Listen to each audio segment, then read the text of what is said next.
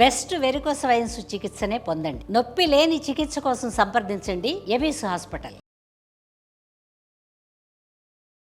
నమస్తే రమ్మగారు. నమస్తే జయ. శివరాత్రి అనగానే ఉపవాసం, జాగరణ, వీటికి సంబంధించి ఎన్నో అనుమానాలు ఉంటాయి. ఎలా ఉపవాసం చేయాలి, జాగరణని ఎలా మొదలుపెట్టి ఎలా పూర్తి చేయాలని వాటి గురించి ఒక్కసారి డిస్కస్ చేద్దామండి. తప్పకుండా జయ. పర్వదినం ఇది మా అద్భుతమైన రోజు కదా. అవును, పండగలు మానేయచ్చు, పర్వదినాలు మానేయకూడదు. అవునండి. పర్వదినం మానకూడదు. మనకి ప్రతి నెల శివరాత్రి వస్తుంది. అవును, త్రయోదశి చతుర్దశి కలయిక. త్రయోదశి వెళ్తూ ఉండాలి, చతుర్దశి వస్తూ ఉండాలి. ఇలా ఉన్నప్పుడు దీన్ని మహాశివరాత్రి అని చెప్తారు. ఈ మాస శివరాత్రుల్లో అద్భుతమైన మాస శివరాత్రి మహాశివరాత్రి. మామూలుగా మహాశివరాత్రిలో తప్పకుండా మనిషి అయి పుట్టినవాడు శివారాధన చేయాలంటారు. చేయం మనం. అసలు మహాశివరాత్రులు జ్ఞాపకమే ఉండవు. అవును, చూసుకోరు. రోజువారీ క్యాలెండర్ పెద్దగా పట్టించుకోము. ఎవరికి ఉండదు, పెద్దగా పట్టించుకోము. కానీ మహాశివరాత్రి ఇది పర్వదినము. మనం శ్రద్ధగా భక్తితోటి వేడుకగా కూడా జరుపుకునేందుకు తప్పకుండా ఇది అవకాశం ఇస్తుంది. కాబట్టి ఈ ఒక్క రోజైనా మనం శివరాత్రి నాడు చెప్పబడేటువంటి విధి విధానాలు కనుక ఆచరిస్తే చాలా మంచిది. దీంట్లో కుల మత జాతి వయో విచక్షణ లేదు. పర్వదినం ప్రతివాడికి అవసరమే. ఎంత చిన్నది చేసినా ఫలితం ఇస్తుంది. ఈ పర్వదినాల ప్రత్యేకత ఏంటంటే నువ్వు చేసి తీరాలి అదేమిటో అమోఘంగా అనేం కాదు.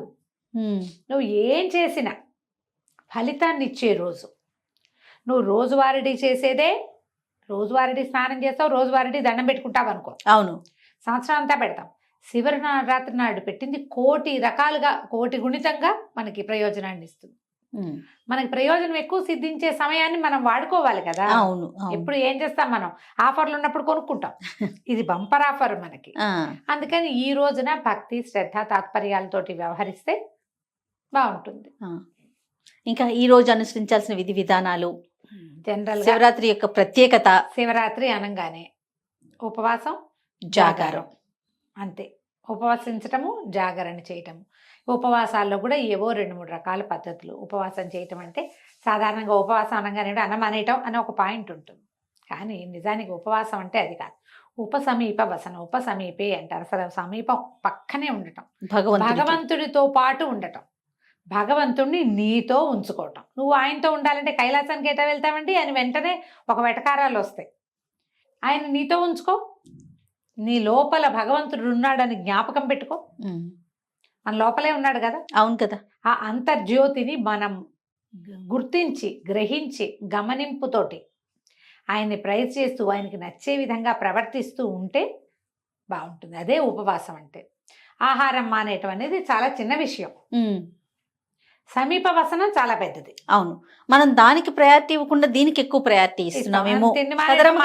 అంతే, మానేయటం అనుకుంటాం. అమ్మ ఉపాసాలు నేను ఉండలేనండి. ఏమిటి, దేవుని తలుచుకోలేవు నువ్వు? తలుచుకోగలవు కదా, అంతేగా. ఆ మాత్రం చేయొచ్చుగా. మనం ఓం నమ శివ అనుకోవడం, శివ శివ అనుకోవటం. ఏదైనా పొరపాటు పడితే అయ్యో రామరామ అన్నట్టుగా శివ శివ అను. తలుచుకో, ఏదైనా చదువుకో, ఏదైనా విను, ఏదైనా పాడుకో శ్రద్ధగా, చాలు. అదే ఉపవాసం. నీకు శక్తి లేదనుకో, ఆహారం తగ్గించుకోవటము, అన్నం మానేయటం నీ వల్ల కాదు. కనీసం ఇట్లా భగవద్ ధ్యానం చేసుకోండి. ఆహారం తినకుండా ఉండగలిగే వాళ్ళు రోజంతా ఉపవాసం చేస్తే మంచిది. ఒకటి, ఆహారం తినాలి, ఎంతో కొంత టాబ్లెట్లు వేసుకోవాలి, మాత్రలు వేసుకోవాలి, ఏవో ఉన్నాయి రకరకాలు. కొంచెం అల్పాహారం తీసుకోవటం. అసలు మామూలుగా అయితే టిఫిన్లు అవి చెప్పరు. ఎక్కువగా చెప్పేది ఏంటంటే పళ్ళు, కందమూలాలు చెప్తారు.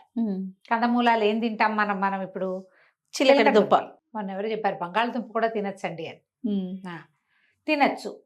పళ్ళు, కందమూలాలు తీసుకోవచ్చు, పాలు తాగొచ్చు. మజ్జిగ సాధారణంగా చెప్పరు. ఇవి తీసుకోండి. ఏదో మాత్రలు వేసుకోవాల్సిన వాళ్ళు అందరికీ ఇవాళ రేపు థైరో నార్మల్ వేసుకుంటారు, బీపీ టాబ్లెట్ వేసుకోవాలి, షుగర్ టాబ్లెట్ వేసుకోవాలి. డయాబెటీస్కి తప్పదు కదా, మెయింటెనెన్స్కి. అలాంటప్పుడు ఏదైనా ఇలాంటిది ఒకటి తీసుకుని అది తీసుకోవటం. కొంచెం ఆహారం లేకుండా ఉండగలం కానీ ఏమిటో వీక్గా ఉంటుందండి అంటారు. వీక్గా ఉండేవాళ్ళు నీళ్ళల్లో కొంచెం తేనె వేసుకుని తీసుకోవచ్చు, కొబ్బరి నీళ్ళు తాగొచ్చు, ఏదైనా పళ్ళు గిళ్ళు తీసుకోవచ్చు. ఇవి తీసుకుంటూ రోజుని మనం చక్కగా ముందుకు తీసుకెళ్తాం. అక్కడి నుంచి జాగరణ. ఈ ఉపవాస నియమం కూడా అన్నం మానేటంటే దీనికి ఎట్లా అంటే ముందు రోజు రాత్రి కూడా తినకూడదు జయ. ఏకాదశి కూడా అంతే కదా. ముందు రోజు రాత్రి కూడా అన్నం తినకూడదు. ఏదో తద్భిన్నం ఏదో తింటారు, అల్పాహారం అది తీసుకోవటం. మా శివరాత్రి నాడు 2 పూటలు లేదు. మరుసటి రోజు ఉదయం భోజనం చేయొచ్చు. స్నానం చేసి పూజా విధానం చూసుకుని ఏదైనా దేవాలయానికి వెళ్ళదలుచుకుంటే వెళ్ళొచ్చి ఆహార స్వీకారం చేయొచ్చు. జాగరణకి ఇంకో నియమం ఉంది. జాగరణ, శివరాత్రి జాగారం అంటే ఇదివరకు చిన్నప్పుడు ఓ టికెట్ మీద 2 సినిమాలు అవి ఉంటుంటాయి. అవును. సినిమా చూడడము, టీవీ చూడడము, టీవీలో కూడా బోల్డ్ సినిమాలు వేస్తుంటారు. ఏమిటో అది కాదేమో అని అనిపిస్తుంది జయ. కానీ ఇంకోలా చేయండి అని ఏం చెప్తాము? శివనామస్మరణ చేయండి, హరికథలు వినండి, ఎక్కడ ఏదైనా చదువుకోండి అంటే నిద్ర వస్తుంది. అవును, నిద్ర వస్తుంది. సినిమా ఉంటే ఏదో కొంచెం ఇంట్రెస్టింగ్, అది కూడా ఏదైనా భక్తి సినిమా ఉంటే కొంచెం కొంత సూక్ష్మంలో మోక్షం అంతే. అంతే.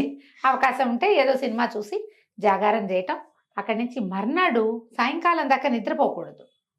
ఏకాదశి ద్వాదశి నియమాల్లో నేను చెప్తాను కాదు, ఎలాగా మనం ఏకాదశి నాడు జాగారం చేస్తే, జాగారమే కాదు ఉపవాసం చేసినా ద్వాదశి నాడు పగలు పడుకోకూడదు. అవును, చుక్కలు చూడాలి. అవును. ఈ శివరాత్రి కూడా అంతే.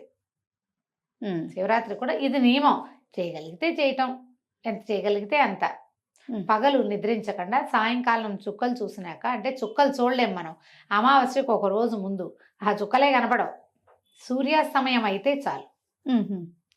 ఏదైనా కొంచెం తిని పడుకోవచ్చు ఉండగలిగిన వాళ్ళు. ఉండలేని వాళ్ళు రాత్రంతా జాగారం ఉన్నామని మర్నాడు పొద్దున నిద్రపోకూడదు. నిద్రపోతే ఫలితం లభించదు అసలు.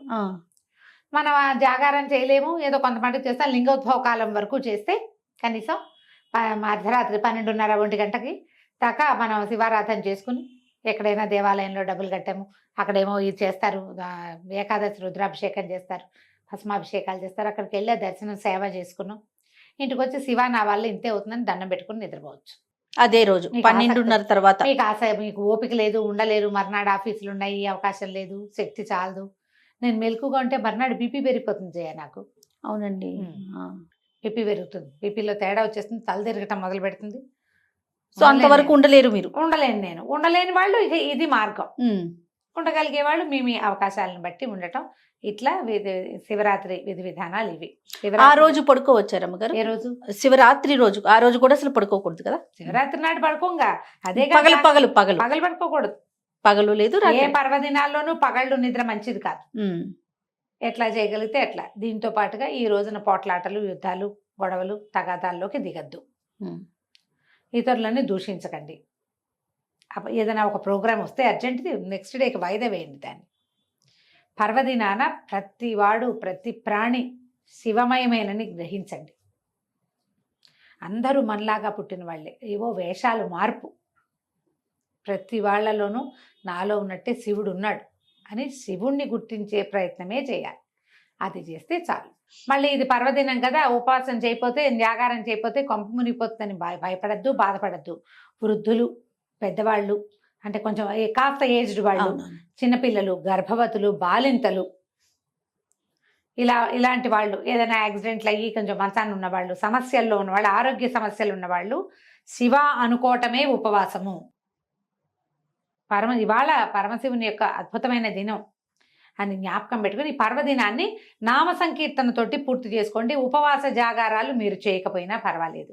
ఎవరైనా కడుపుతో ఉన్న వాళ్ళు మేము చేచా అని ప్రశ్నలు తెగేస్తారు, అలాంటివి చెయ్యొద్దు.